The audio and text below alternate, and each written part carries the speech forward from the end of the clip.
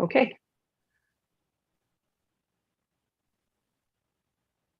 We are. All right. Hello,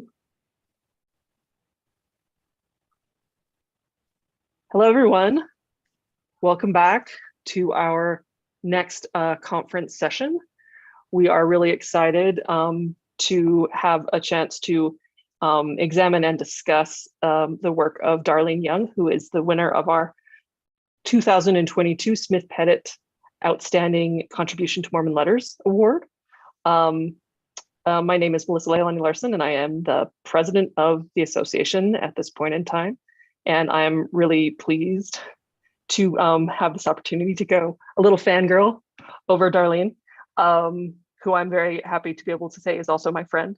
And I also am grateful for another friend who's here, Angela Hallstrom, who will be interviewing Darlene about her work so that we can all get to know her and her poetry a little bit more today. I'm actually going to duck out of this conversation and enjoy. For those of you who are watching the live stream on YouTube, if you would like to ask any questions of Darlene as we go, please drop those in the live stream chat and I will share them with Angela and Darlene. Alrighty. Great. All right, well, I am so thrilled to be here, to be able to spend some time talking with my dear friend, Darlene. And before I jump into it, I just have to say, there are a lot of people that I could interview that I am just so impressed with their work. And Darlene is one of those people that, just like Mel said, I fangirl a little over Darlene and what she does as a writer. But I also just count Darlene as one of my true dear friends. And our friendship really had its beginnings in the Association for Mormon Letters. That is where we met, early 2000s on the AML list. I was in St. Paul, Minnesota on my computer with my little kids, and Darlene, I think you were in Pocatello, Idaho, is that right? Mm-hmm. Darlene was in Pocatello, Idaho with her little kids, and we would both wake up in the morning eager to read our emails from the AML list. And then we started corresponding with each other, and we have had a wonderful friendship since that time. So it's my honor to be able to spend this time with Darlene today. I want to start by reading a good portion of the citation for Darlene's award. I'm not going to read the entire thing. It's a fantastic citation. I think it might be read at another time as well. But I do think that this citation helps everyone understand the breadth of Darlene's contributions to Mormon letters. And it also will help us in this conversation know her background and what it is we will be discussing. So I won't read the whole thing, but I'm going to read a good chunk of it. This is a citation that was written by the poet and BYU professor Susan Howe. And it is the 2022 Association for Mormon Letters Smith-Pettit Foundation Award for Outstanding Contribution to Mormon Letters. Early in her career, Darlene Young made a conscious decision to write about Latter-day Saint experience for a Latter-day Saint audience. Mormonism is endlessly fascinating, she has said. It's strange and wild and beautiful, and yes, sometimes frustrating and provincial and musty. It's quirky and awesome in the original definition of the word. Her vision that Mormon literature should encompass the depth and breadth of both Mormon life and the Mormon cosmos has not only shaped her achievement as a poet and essayist, it has also made her a generous leader in the field of Mormon letters. She is also a gifted teacher who has helped her students realize the potential of LDS literature. Early in her career, Darlene came to the conclusion that editors of many national literary journals are somewhat prejudiced against the expression of faith in creative works. So she has published most often in LDS periodicals, where her writing has been awarded prizes in virtually all of the contests, often several times in the same one. She has won multiple honors in the BYU Mayhew Poetry Contest, the BYU English Department Hart Larson Poetry Contest, and the BYU Studies Clinton F. Larson Poetry Contest.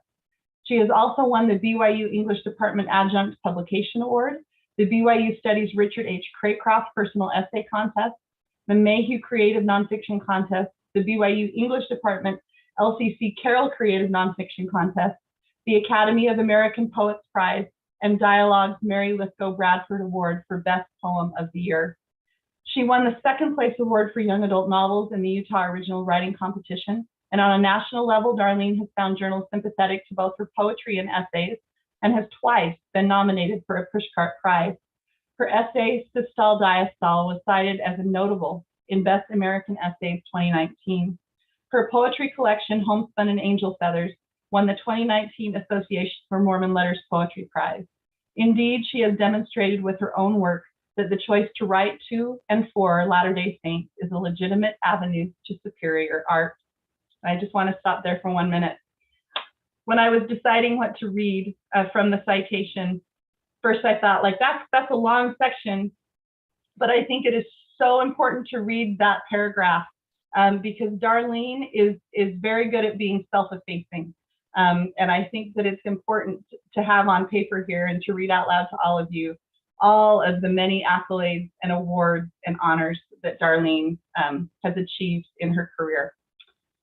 Another way Darlene has proven her commitment to LDS literary art is in service she has rendered to the Latter-day Saint literary community. She has been the poetry editor of both Dialogue, a journal of modern Mormon thought, and Segula. She served as secretary of the Association for Mormon Letters for 8 years, where she worked with 7 AML presidents. Throughout this time, she kept meticulous notes of board meetings and annual conferences, arranged, scheduled, and conducted annual conferences, award gatherings, encouraged others to participate. She did so much, I can attest, and continues to do so much for the Association for Mormon Letters. It goes on to talk about the Facebook group she started in 2018, Mopo Rimo. We will talk about that, and her work as a teacher of creative writing and Latter-day Saint literature. So I will just conclude with these last couple of paragraphs. This one is talking about her teaching. Darlene doesn't impose a definition of art for her students, but encourages students to develop their own, an extremely important process for educating Latter-day Saint readers, so that we will have an audience equal to our literature. It is true for all her students that her expansive vision of Mormonism as a culture, a faith, and a worldview has led them to write in a far more authentic way about their own experiences within the Latter-day Saint community and their faith. Darlene Young is something of a visionary, as was Orson F. Whitney when he said, "We will yet have Miltons and Shakespeares of our own." Like Whitney, she believes in the potential of Latter-day Saints to create a body of truly great literature. She has devoted both time and talent to the development of that literature, and she has provided exemplary art that makes use of both the loftiness of our eternal doctrines and our humble and fumbling daily efforts to live up to them. It is our great good fortune that we have a Darlene Young of our own, and it is a joy to present her with the 2022 Association for Mormon Letters Smith-Pettit Foundation Award for Outstanding Contribution to Mormon Letters. So again, just a portion of this fantastic citation. So now enough of me talking, it's time for Darlene to be talking. So I wanted to start with your beginning as a writer, Darlene. Tell me a little bit about your early experiences as a writer, if you wanted to be a writer from the time you were a little girl, and when you began writing in earnest. Okay, well, I come from a line of women who wrote verse. I wouldn't call it poetry. Very very heartfelt and well-rhymed lines of inspirational verse from my mother and my grandmother. And as a child, that's what I thought poetry was. And so I dutifully rhymed, and I won some elementary school reflection contests and got a big head, and then I hit high school and read real stuff.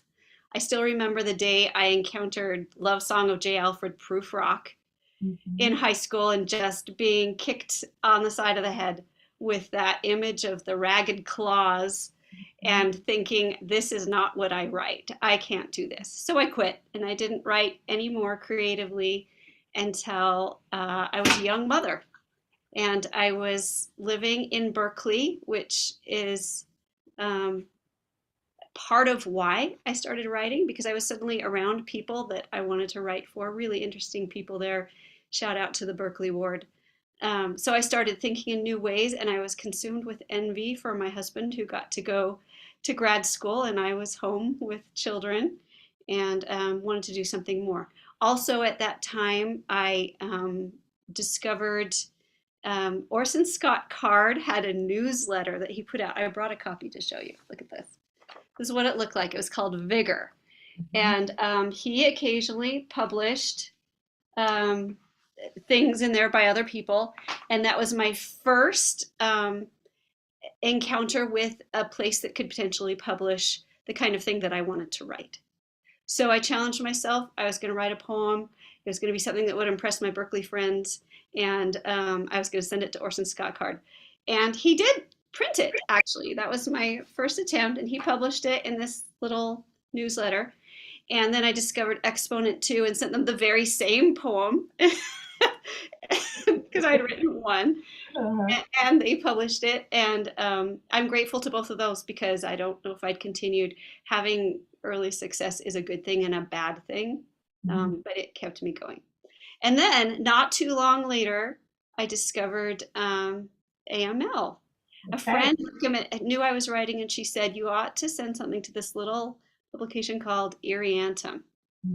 And I did not know there was such a thing. And I ordered it, got the first copy and said, who are these people? I want these people in my life and I want to write for them.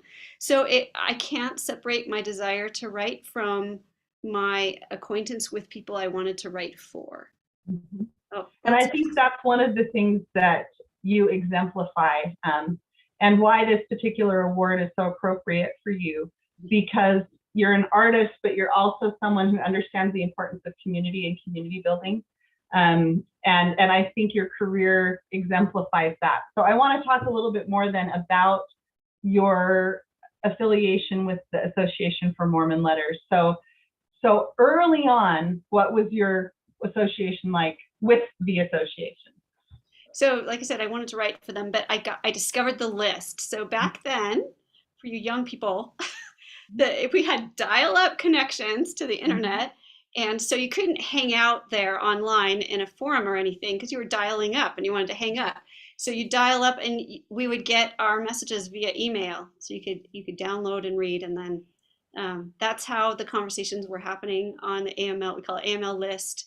And it was just emails that would go back and forth. And I saw names there of people I thought were really cool. I remember there was Richard Dutcher was one. Marvin Payne was one. Margaret Blair Young for me. Margaret. When I saw her name, I was like, yeah. Bruce Jorgensen. There were some other people who I didn't know how cool they were at the time and later found out, like Gideon. All these people that I just wanted to have something to say. Or I just wanted to eavesdrop on what they were saying to each other about what Mormon literature could be or should be, and why it was so hard to produce. Oh, I think Stephen Cat Perry was on there, the singer. Interesting people. And they were the cool kids. So I just would show up and read and think and try to find something to say, and just loved it. Didn't want to see it go away. Wanted to be involved any way I could.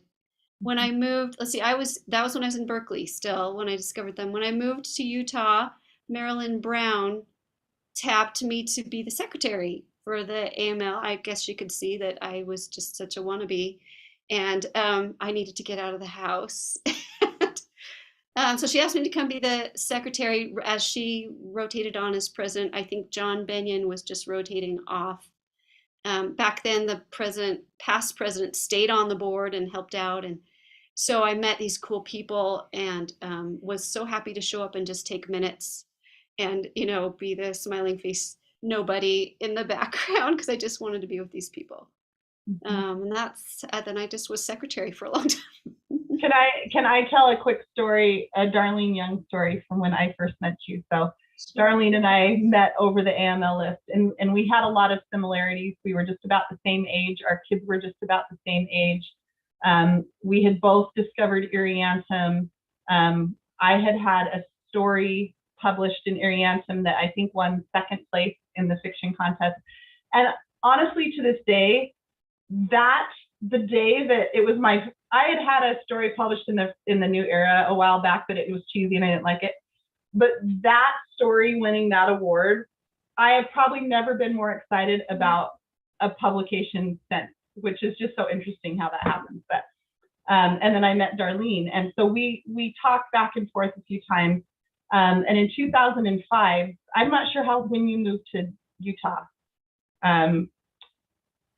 but in 2000, you were already there in 2005, because I was getting ready to move to Utah from Minnesota. And I had mentioned that I was moving, and I was so excited to be able to meet you in person. And you said to me, this person you never met in person, I have room at my house. If you are coming on a house hunting trip, please, if you bring your kids, you could bring your husband, you could stay at my house. And I thought, who is this generous woman who is offering up her house to somebody that she has just met over the internet? But that exemplifies Darlene. And I think your house in South Jordan has hosted many AML meetings and many people who are traveling through and who need a place to stay. You're always, and my parents lived in South Jordan, so I was just staying with my parents, but you didn't know that.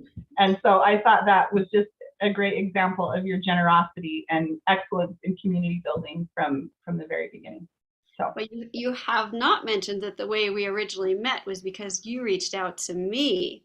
I think you saw, maybe from the list or maybe from my first publication in Ariantum, but you were the one who contacted me and said, hey, you're a fellow writer.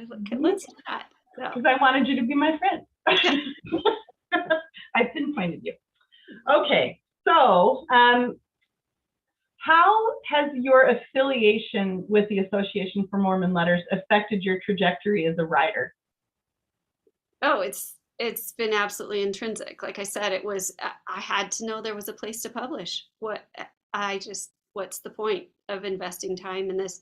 I think I knew the kind of stuff I really wanted to write from the beginning was not going to easily find a publisher out in the world.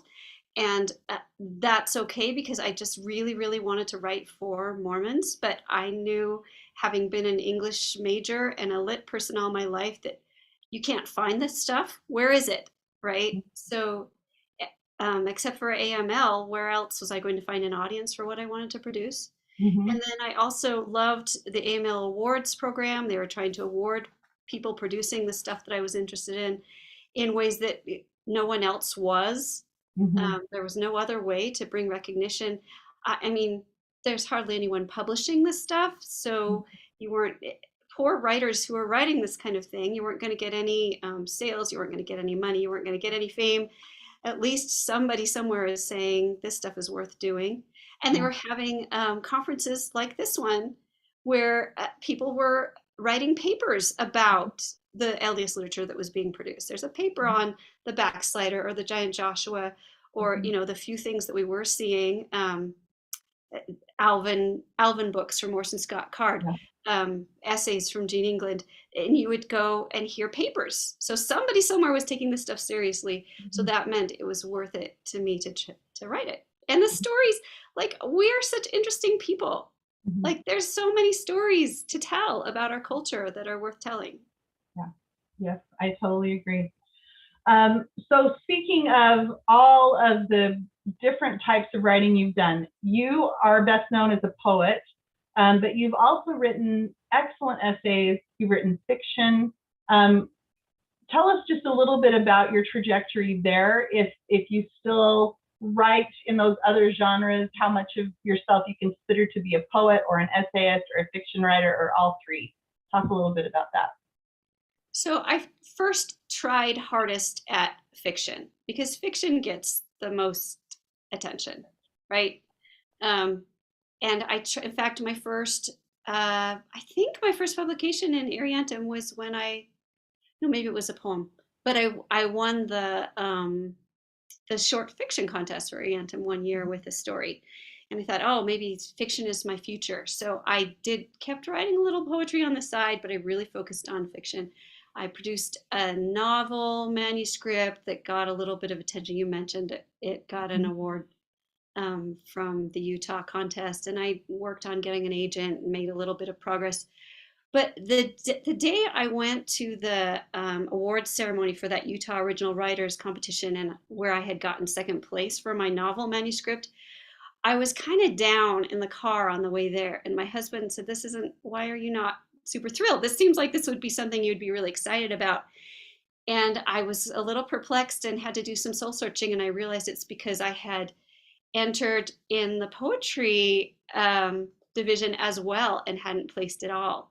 And Mhm. so even though I had this, I'd placed with the novel, it didn't make me happy. It was the poetry that I wanted. That taught me a little. And I also, when I was almost getting an agent for the manuscript, it dawned on me that even if I got picked up by a publisher and it did well, the next thing that would happen is someone would ask me to write another one just like it, and it bored me. I just didn't. Mhm. I wasn't that interested in it. I didn't Yeah. want to write. It was a young adult paranormal. Anyway, I didn't want to write another one like it. I didn't want to do social media for young adult writers. I didn't want to be reading other young adult books. It wasn't Mhm. interesting to me. So that taught me fiction, I can let it go. Yeah. So poetry and essays, those are where my heart are. And probably I'm more of an essayist at heart than a poet. My poetry weakness is that it tends to be essayistic. And Mhm. so I do like this. Poetry is fun because it's just such a small frame. It's like a little Mhm. snapshot. I like that size. And I like the freedom to be a little bit wild and not have to be quite so logical. Mhm. But I really like essay. Mhm. Well, you're wonderful at both. Thank So you. I'm glad you're still writing in multiple genres, and I would be happy to read your fiction too. But you have to. I understand it because I've tried poetry, and I'm not a poet Yeah. in my heart. So that I think I admire your poetry so much because I know how hard it is. Okay, I also wanted to talk to you a little bit about, as you developed as a writer, your decision to get an MFA in creative writing, and eventually you ended up at BYU. So tell us a little bit about that. Um, I really wanted to teach. That's one of the biggest reasons I went back. Mm-hmm. I also had never really studied the writing of poetry and knew I had a lot to learn. Um, and I just love school. I always want to be in school. So my kids were getting older. It was time to do a little bit more on my own, and it seemed like a great and fun project to take on. Mm-hmm. Um, and I gained a lot out of the program. I'm really, really glad I did it. The biggest reason being that now I can teach, which I love. And I love BYU. I love being connected with BYU. But I did really benefit from having time and permission Mm-hmm. to be serious about my work. And it was important that it was work. Yeah. Like the fact that there were deadlines and there were people assigning it to me, and I couldn't, before that my writing was a cute little hobby. My husband Mm-hmm. was really, really supportive, I have to say. It's not like he made light of it, but in my mind, it's just the fun thing you do when you have a little extra time. Other people Yep. curl up with a novel, I might write, and I wasn't taking it seriously myself. So once it Mm-hmm. became work with a deadline, I felt so much more energy about it and so much more drive, and I took it more seriously. Mm-hmm. And I also have to say, I'm really grateful to my teachers. Susan is one of them, and I'm grateful for her great citation. The biggest thing they gave me was those assignments. Forced me Mm-hmm. to write things I wouldn't have written Mm-hmm. in ways I wouldn't have written. And that's key, I think, to poetry, because poetry needs to be surprising. Yeah. And, Robert Frost says, no surprise for the writer, no surprise for the reader. I needed to find tricks to surprise myself, and having assignments from other people helped. And they also pushed me to read things I wouldn't have read before, which Mm-hmm. was good because I was, in a little room of my own reading only things like me, like my writing, and that made my work more stale as well. So it was a great program. I'm so grateful for it. There were some things that I didn't like. There were some things that were hard. Um, I didn't feel that it was a safe place to produce LDS themed work. Mhm. And so I felt it took me a little while after I was done with the program to get over this feeling like I wasn't legitimate if I wrote the kind of stuff that I was really interested in writing. Um, and that was a hump to get over. I'm glad I did, because I really do just want to write LDS stuff. Yeah. Yeah. Well, that kind of leads me then into your work as a teacher now that you're at BYU and teaching creative writing as well as Mormon literature. What do you feel is the role that BYU should play or could play, or opportunities that BYU has to encourage both creative writing and the study of Mormon literature at BYU? You know, I wish it were the place that was at the forefront of producing what I think could be an amazing LDS literature. I don't know what has to change in order for that to happen. I understand that BYU has to walk a tightrope in a lot of ways. I understand that I think the English department's still reeling a little bit from things that happened in the 90s and trying to position itself as being legitimate in the world and competing with the world in terms of quality and publication. And it's true that if something's really LDS, a lot of national publications aren't that interested. I think we're getting closer and closer, though, to a kind of literature that is very LDS, but also can be appreciated out in the world. It's too bad that BYU isn't prioritizing that, helping that come about. There's complicated reasons. I wish that would change, and maybe it will as we prove there's an audience. And I mean, there's these departments coming up in other universities of Mormon studies. So as they get more serious about doing literary criticism of the work that's being produced, maybe BYU will feel ready to jump on the bandwagon. That would be nice. Yeah. I totally understand where you're coming from. What are some of the best things about teaching BYU students both how to write their own literature that sometimes has Mormon themes, and then teaching Mormon literature in the classroom to your students?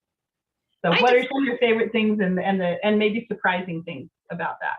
I just love when their eyes open, oh my gosh, there's Mormon literature out there. Because most of them, I mean, they know the Work and the Glory and the Christmas box. And, you know, they know this stuff that people gave their dad because he was the bishop, you know, or the Mother's Day gift books. Yeah. They know that, but they don't know that there's more interesting, nuanced literary work being done. And I'd love to see their eyes open. In fact, Angela, one of my favorite stories to teach is yours, Thanksgiving, from your Bound on Earth book. Their minds are blown. They just didn't realize someone could situate a story among believing people with real tension when the tension isn't about whether someone's going to stay or go in the church. Like, and it dawns on them, oh my gosh, there are stories all around us.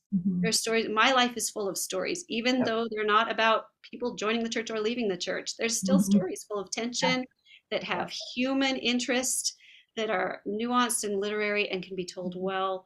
I love that. That's one of my favorite things. And with Mormon elements that just make them pop. Yeah. You know, I think that's one of our superpowers that is sometimes underutilized. So. Yeah. That's great. I would also tell anybody who's watching on YouTube, if you have any questions, I'll just reiterate, you can type them there on YouTube and Mel will put them in the chat here and I can ask any questions. Rosalind Eve did comment, Darlene, I want to read your YA paranormal, even if it bored you. Got it, Rosalind, you got it. Yep. Okay, circling back to your own work, I want to talk a little bit about your own work. You've been clear that you see Latter-day Saints as your primary audience. First of all, identify the benefits and the drawbacks for writing for a primarily Mormon audience. So the drawbacks is the audience, it tends to not be very experienced in particularly in terms of more literary work, um, and in poetry in Mhm. particular. For most members of the church, if they think of poetry at all, and if they think of it in a religious, having a religious background in poetry, they think of what they hear over the pulpit, Mhm. what might be read in general conference. It was battered and worn, the old violin, and so there's a little bit of a hump, I think, to get over in terms of educating an audience. That's another whole topic that we've discussed a lot at AML about educating an audience. But there's that. I tell my students there's a difference between poetry and verse. That's one Mhm. of the things I do to help them get over that hump. But um, in terms of the benefits or the joys of it, I just, as I said, I think people don't realize what there can be. Oh, there's Mhm. poetry about this. So, for example, one of the poems of mine that gets passed around a lot is the In Their Locker Room at the Temple. Mhm. It is not that great of a poem in terms of its achievement in poetic I achievement. disagree. I think it's a great poem. Okay. But I think the reason that people respond to it is because they just have never considered there can be a poem about temple experience. Mhm. Like there's you can talk about it without saying stuff you shouldn't say, and without risking your testimony, um, and you can acknowledge pain and gaps in what we like to be and what we are, and you can deal with tricky things and still be reverent Mhm. and respectful about your beliefs. And and I think that's so exciting. There's so many places where no one has written yet. Mhm. When you write a poem, you either have to say something new or say something old in a new way. All the love poems have been written unless you find a new way to tell a love poem. Mhm. But the temple poems have not been written yet, No, they have folks. not. I'm grabbing the low-hanging fruit here. I'm not that great of a poet, but I am getting the Oh, topics. Darlene, stop. I'm getting the topics that other people haven't tried yet, and Uh-huh. I'd love to see you try. So we should have more and more and more of them. But that's the exciting thing is I'm writing to people who've never seen this stuff before. Mhm. Mhm. Well, with that in mind, I would love it if you would read one of your poems that has Mormon themes. Anyone that you would like to read for us. Okay. Um, got my book here. I'm just looking up something. Let's see. I'm going to read. This is called Echo of Boy. No, I'm going to read. This is called Kinsakuroi for Joseph Smith. Okay, Mhm. so Kinsakuroi is the. You should probably help me, Andrew, on this one. I've got Andrew Hall here with the Japanese background. It's talking about the Japanese art of when a beautiful ceramic dish gets broken, it's patched with resin that's got gold in it. And the concept, the philosophy behind it is that the piece is actually more beautiful because of the gold and because of what it's teaching about the beauty of things broken being restored. I don't know. Mhm. Anyway, I love the concept.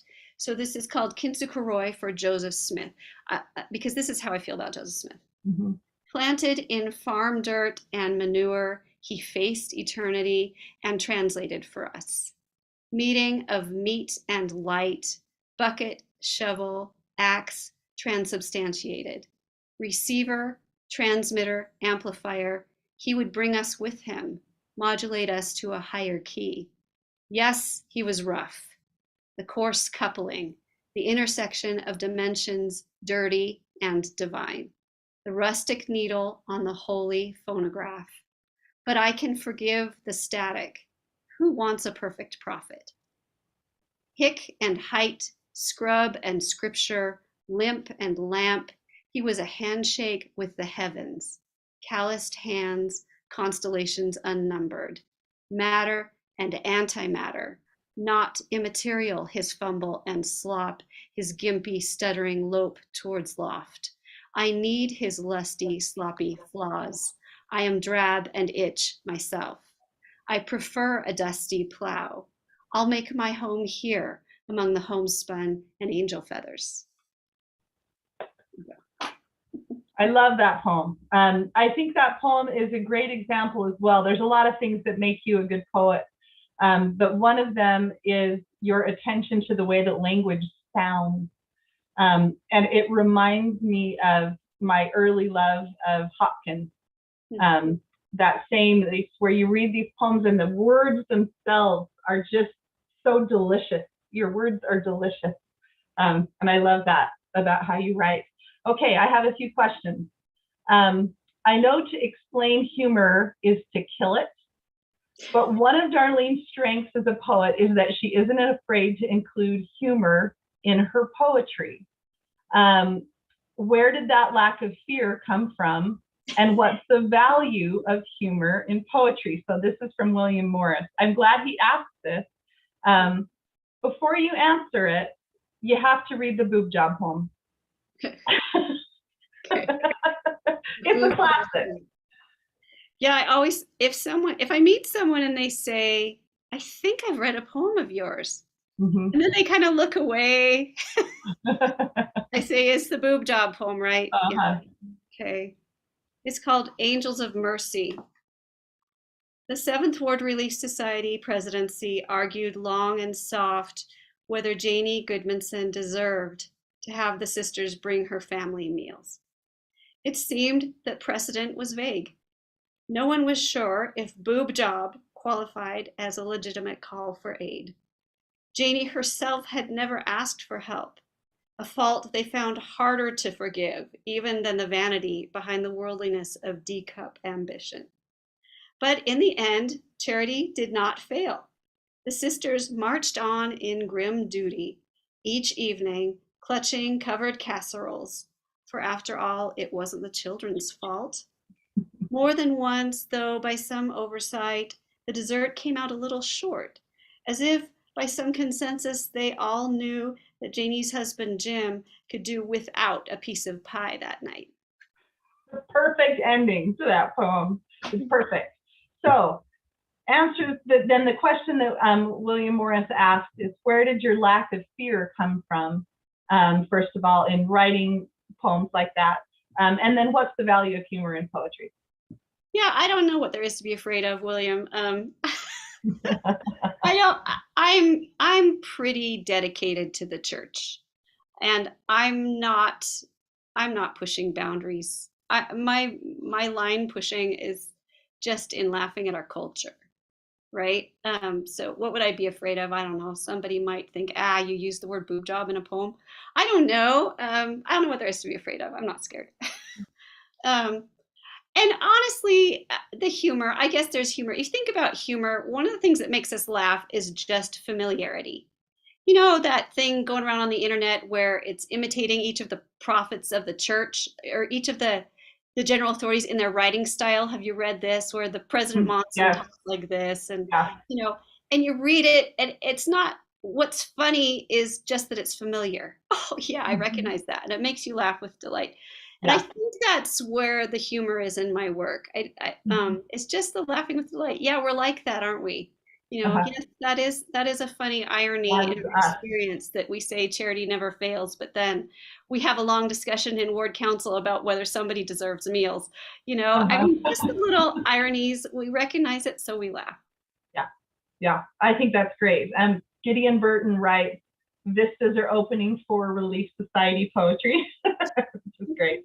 And William says, it's the quote, a fault they found harder to forgive, quote, that takes it from a humorous poem to a poem that shows keen understanding of human nature. And I think that's the key. So one of the other things that I think makes you such a wonderful poet, the two things I love about poetry, I love poetry where the language is vivid and surprising and wonderful, and you do that.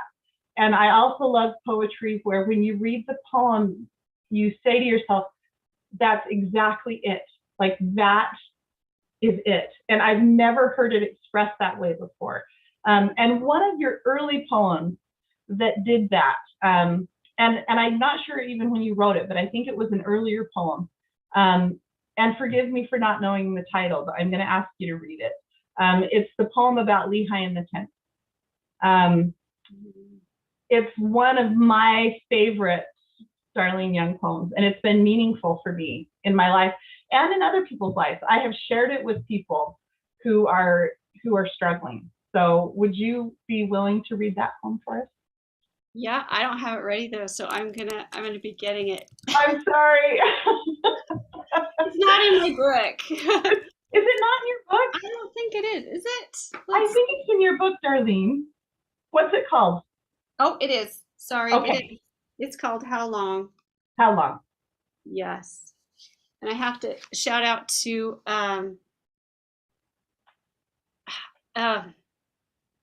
Laura Hilton Craner. Oh, sorry, Laura, if I got your name wrong. She recorded this for a competition. I don't know, maybe it was William who ran this, the Mormon Lit Poetry Slam. And everybody had to read poems aloud, and then the best reading won. And it was her reading of this poem. So every time I read it, I can hear her voice instead of mine. She's so much better. Anyway, How Long? I find myself Lehi encamped in a tent. It's pleasant enough here with plenty to do. Arise, retire, arise, retire.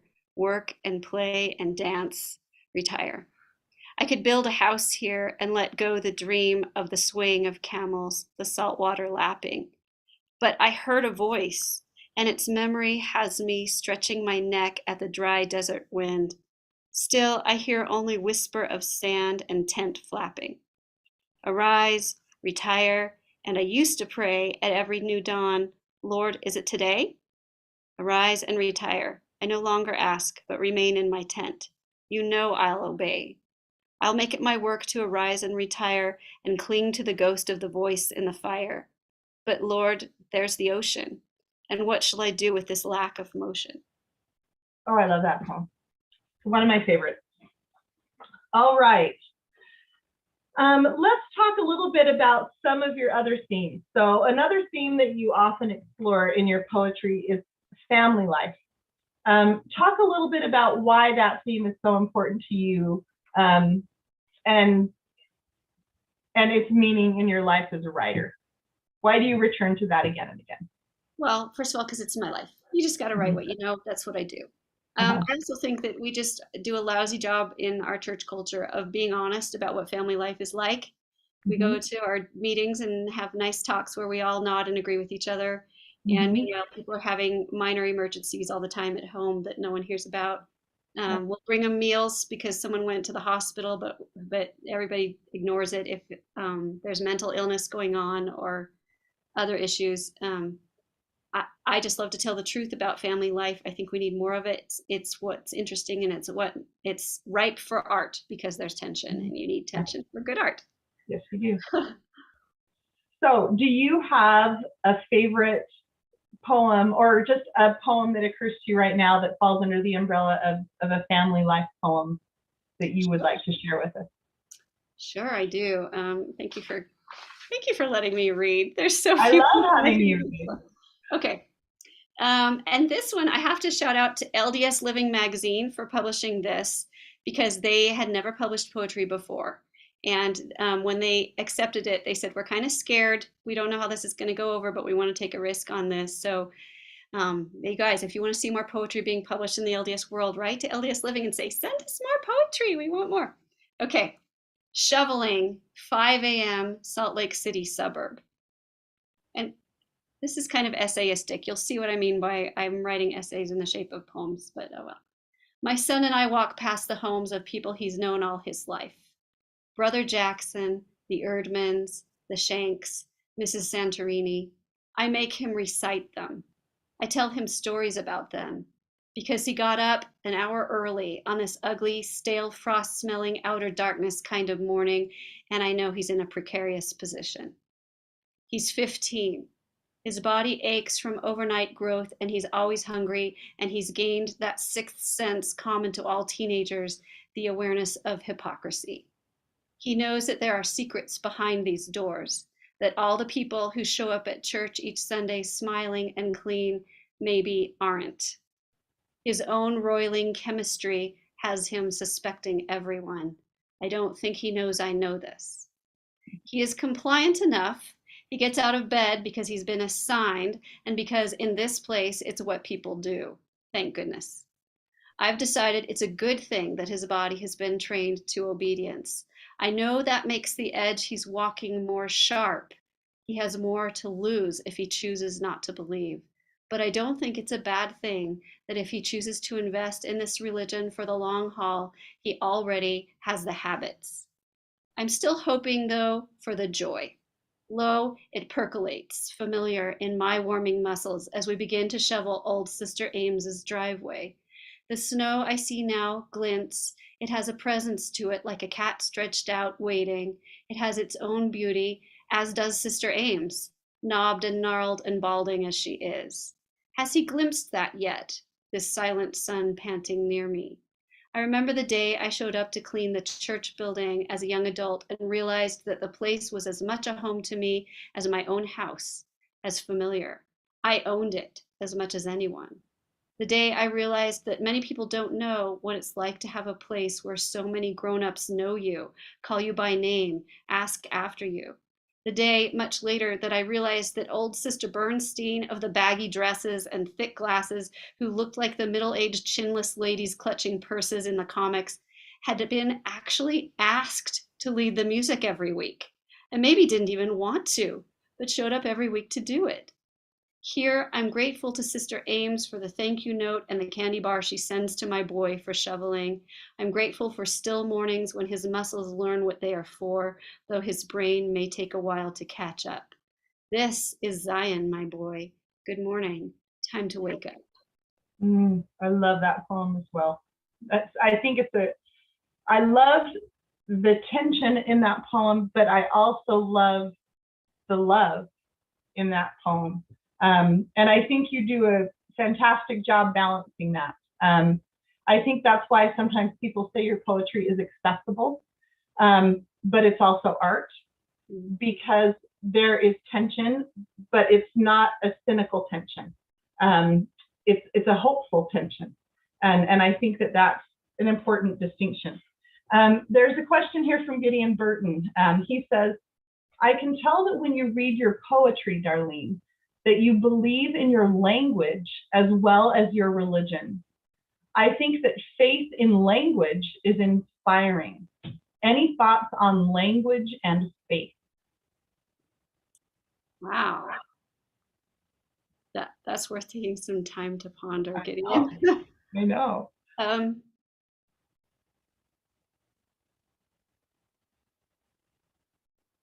You know, what jumps to my mind is in the beginning was the word. What is it? I mean, I know that comes from the Greek word logos, which is used to mean word and also the spirit that inspires everything. But what a great thing that word and inspiration can mean the same thing. Mm-hmm. I don't really know what to say about this except just that what is language but the conduit in which we connect to other people and to God. Mm-hmm. It's got to have some power. I think it's going to be my life's work to try to explore what that power is and can do. Mm-hmm. I feel like I'm still just starting to understand that. Mm-hmm. Great answer.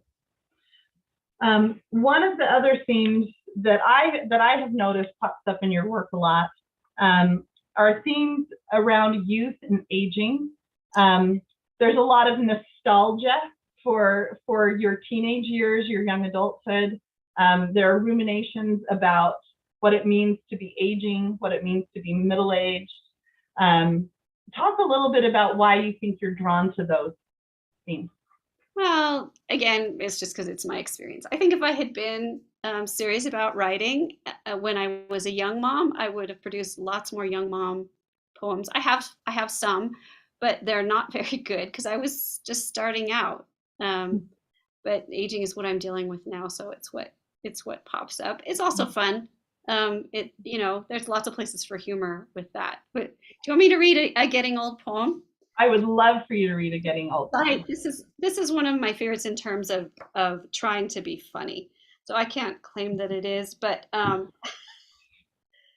but I like it, and it's a getting old poem. My students tease me because I have so many old lady poems, but that's what I am. So that's what I'm writing about. This is called The Band Reunited and We All Bought Tickets. Praise God for a venue with a parking lot. Praise God for sensible shoes and the group howl of all of us fellow boombox, headphone, tinnitus victims, swivel hips twinging already with intimations of mortality. For 2 hours we squint, wanting at once to catch each other's eyes and to hide from all the middle-aged bulges, jowls, and crow's feet. This music grows our hair back and tightens our buns. Praise God for soft-bellied musicians willing to make us 16 again, still sleek and on the move, sure there is something exciting ahead. This voice, this song holds everything the world promises to the young, and we will have it all, yes we will. We smell the dance club smoke and polo cologne from 30 years before. We are a pack of wolves working ourselves up for the hunt, the state championship, the junior prom. We are a swarm turning as one with the bridge of the song like a school of fish.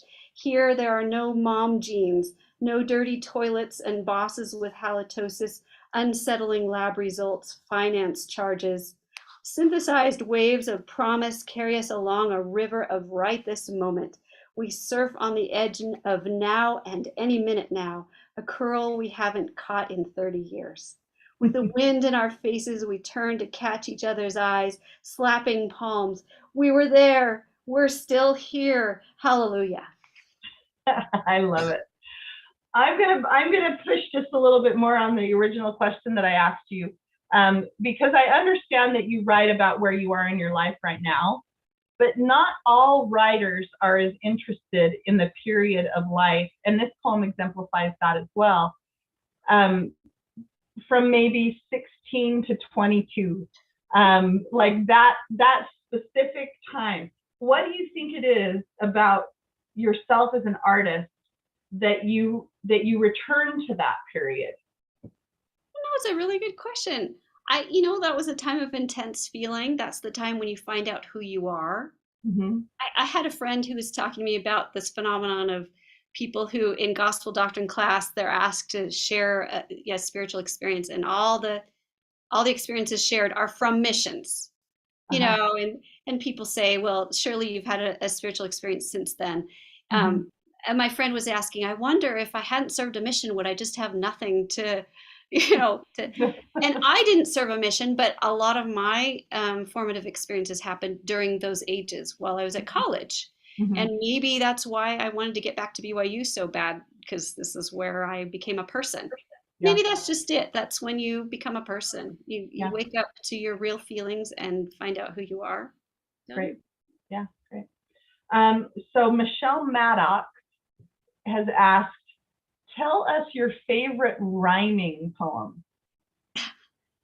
This might stump you. Well, first I'll ask you, do you have any poems that rhyme? Have you written any sonnets or any more like that have a more complicated rhyme scheme? Okay, so to answer, Michelle, I love Gerard Manley Hopkins.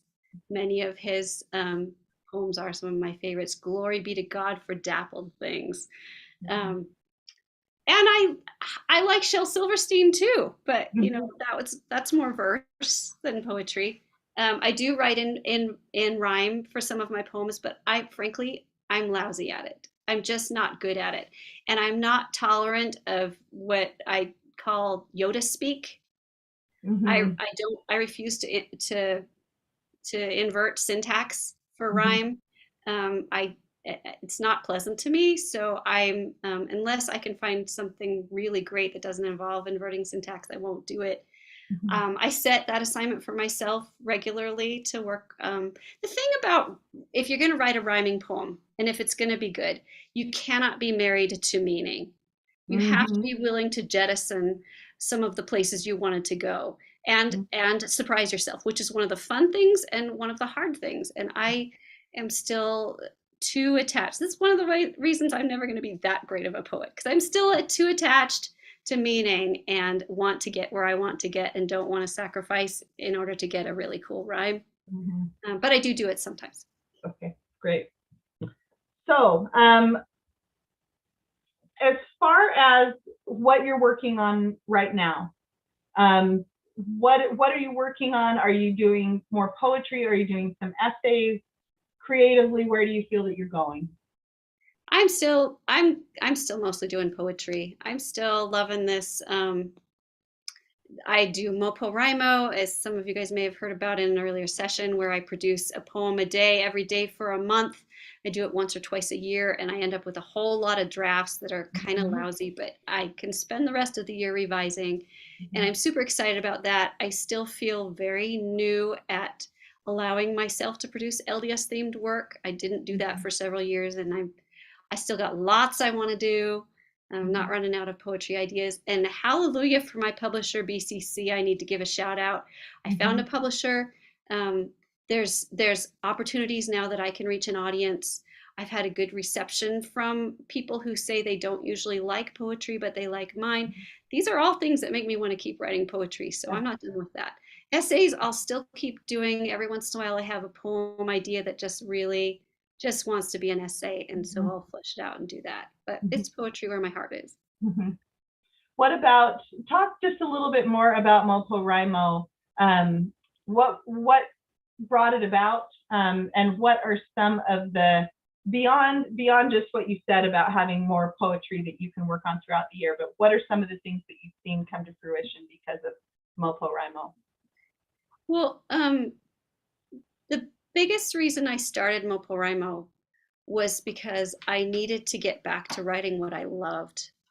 And shout out to James Goldberg. He had said something to me years before about how he wanted to, he even, I think he used the term tithe. He was going to write on Sundays, he was going to write LDS work. And on other days, he could write other stuff. And that always stuck in my mind. And I thought, what if I gave myself the assignment to write LDS work on purpose, not like as what I resort to because I can't, I can't please my professors with something else. What if I let myself do that? In fact, produced a whole lot of it together. And I asked James, do you want to do this with me? Do you have any friends who'd like to join in doing this? Because I had done NaNoWriMo, where you produce a novel in a month before with good results. And I knew the benefit of just having this daily goal. And it was great. I had a great time, couldn't believe all the ideas I had and how happy. It was not long after I finished that first month that I realized I had enough for a collection. So what good things I've seen come from it in my work, it's that I'm producing a lot. But in other people's work, oh my gosh, it's so fun to see these other people producing stuff, reading and responding to stuff. We had one participant this year. Oh, dang, I wish I could remember her name. I'm so sorry. But she wrote a song every day and posted it, recorded herself accompanying it on the piano and posted it in our group. I mean, amazing things, all of this work that never would have been in existence if we hadn't had that project. I totally agree. And like I said, I'm not a poet. I have participated just a little bit, and then I'm like, I'm not a poet. But I remain on the MoPoWriMo group just because it's delightful to go on in February, to go on to Facebook and just have some really great poetry, even if it's just first draft work. And I see, for example, like you and I just went to Scott Hale's reading. I think that MoPoWriMo was a major contributor to the poetry that he published in his most recent compilation. So I think that it's a great example of the importance of community building and how not only does it help other people create their work, but we're also audiences for each other. We're critics for each other. And it's so important because writing can be so isolating.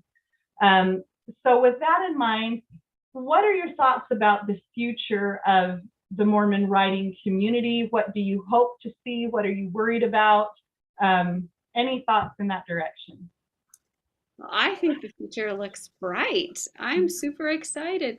One of my favorite things I've seen recently is the new AML group of people that have taken over from and are jump starting or maybe even just finding a whole new vehicle for AML. I see what they're doing. They've got a Discord and they've got great lively conversations going on over there. We've got a bunch of librarians who are getting involved, who are Great. enlivening things. Shout out to Rachel Helps and um, super exciting things there. The publishers, we're getting more publishers.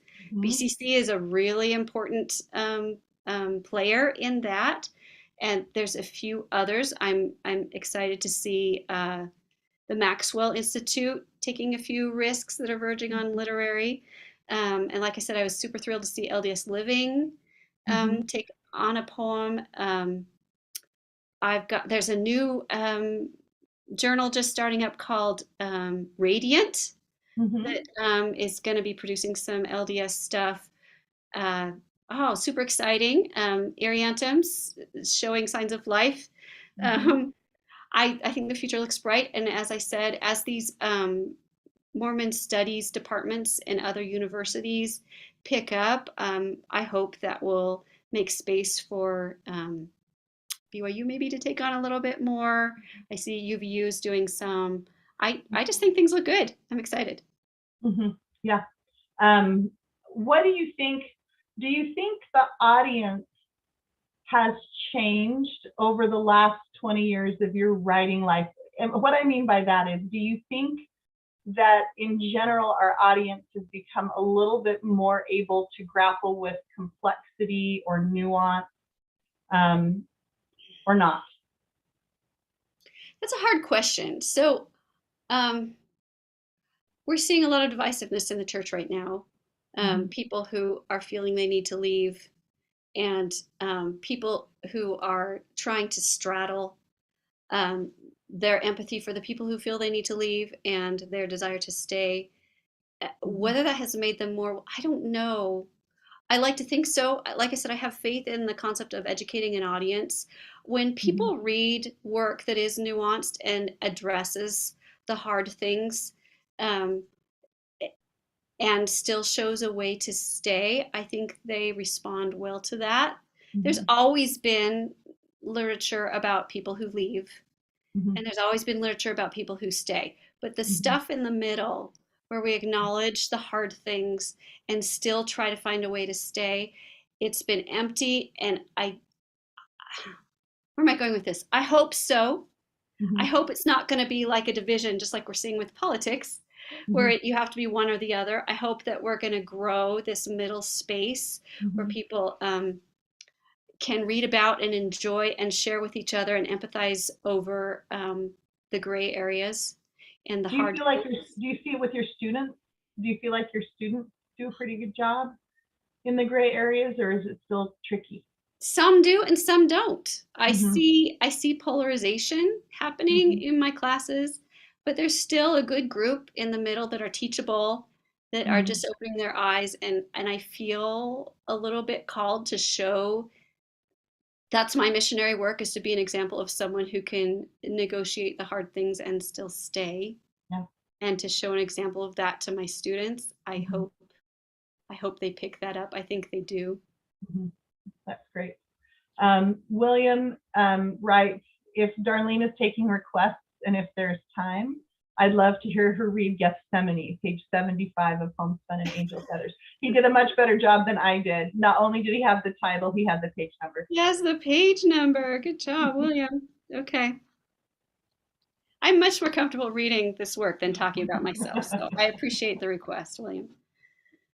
Gethsemane. Oh, and let me give you backstory. I was asked by some people at BYU who are putting together an art exhibit here at the Educating Zion Gallery in the Joseph F. Smith building, if I had any poems about the life of Jesus, and I realized I had none, and that was purposeful because I stay away from big topics. It's so much harder to write a good poem about a big thing, and Mhm. also because the best art comes when you are telling it true to your own experience. And who's going to put themselves in Jesus's body and tell what it was like to be him? Anyway, I just didn't want to do it badly. So, in order to approach such a big subject, I finally decided I just had to write about the difficulty of writing about it. So, Mhm. that's what this is. Gethsemane. I want to tell the story, but there is no approaching this strange crux of everything. Come at it sideways, come at it from the edge. Picture then a hard scrabble patch of land, rocks, an olive tree, sparse, straggling desert grass. The rocks have been waiting, the wind has been waiting. The living souls nearby sleep through the whole thing. This is important. I have slept through many things. And then, what can be known? There has never been any moment more private nor more public. So, what I know, the screaming, windy cliff of unavoidable onus, the weight of what must be done. For me, it was the abyss of being about to give birth, the way the self shrinks to a pinpoint in a vacuum, the way one becomes lost, faceless, the way the thought that there is another soul depending on you can pull you inside out and through to a new place. But of course, even in that, my most impossible moment, he was already there, having been there before me. Oh, how is a human to comprehend godly heartbreak? Might as well teach a point on a line about temples and spires, about stars. It's a matter of dimension, impossible geometry. What we know, he went to a place, he knew that ahead of him was a pain yet unknown in the world, extra-dimensional, that seeing it, he who had maybe never known fear before this, asked to be excused, but not really. We know the contemplation of that pain was so terrible it required the ministration of an angel before it could be appreciated. We know at point zero he was left alone in a way no human can comprehend. We know he came out on the other side, gentle, generous, quieter. Forever after, he would say very little about it, only shrink, only nevertheless. I love that poem. I think that is a beautiful poem to end things on, to wrap things up, but in very Mormon fashion. I was wondering if, for your final comments here, if you could bear your testimony about the power of Mormon literature a little bit. And you know what I mean by that. But this is an opportunity for you, who I think have been a champion of not just the power of literature, but the power of Mormon literature for the past 2 decades, especially of your life. So take a minute, bear your testimony about Mormon lit. No Mormon lit is true. You know, we just have an amazing culture.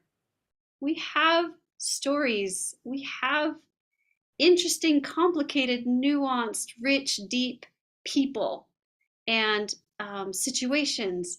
And they are not silly and they are not trite. They are not something to be ashamed of. They need to be told well. And in order for us to get good at that, we need to have room to practice. We need to have people publishing.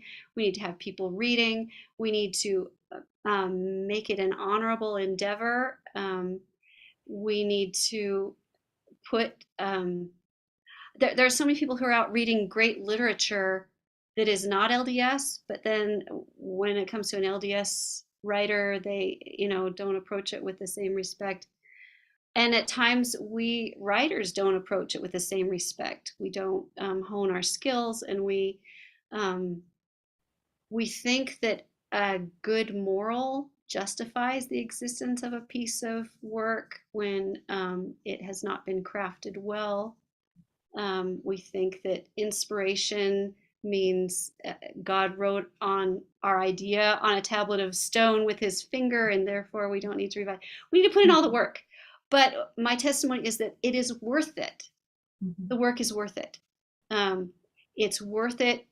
Hallelujah for publishers willing to take the risk, and especially those like BCC who are run on donated time. But it is worth it. I think we can grow as a literature and as a people as we get better at acknowledging hard things, showing each other compassion, and compassion grows through empathy, which is created through art. There's other ways to create empathy too, but when you read something that tells it true, you grow in empathy for the person that you're reading about, the character, and um, literature can bring us together. It can help build Zion. There we go. Perfect. Boom. That's the perfect way to end that answer. That's a poetic way to end that answer. So thank you so much, Darlene, for having this conversation with me. It's been a joy and a privilege, not only to just spend this time with you, but to see you grow and become such a powerful literary voice in our community. Thank you. And I think Mel's back. You gonna wrap us up? I'm back. I'm here. Boom, to build Zion. What's happening? This has been fantastic to listen in.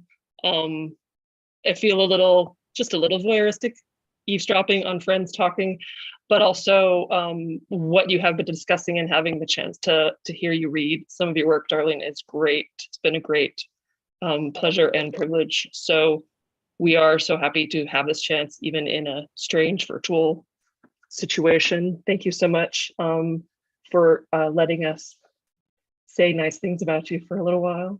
I'm sorry, it is such a little while. And thank you, Angela, for being in the driver's seat and running this conversation.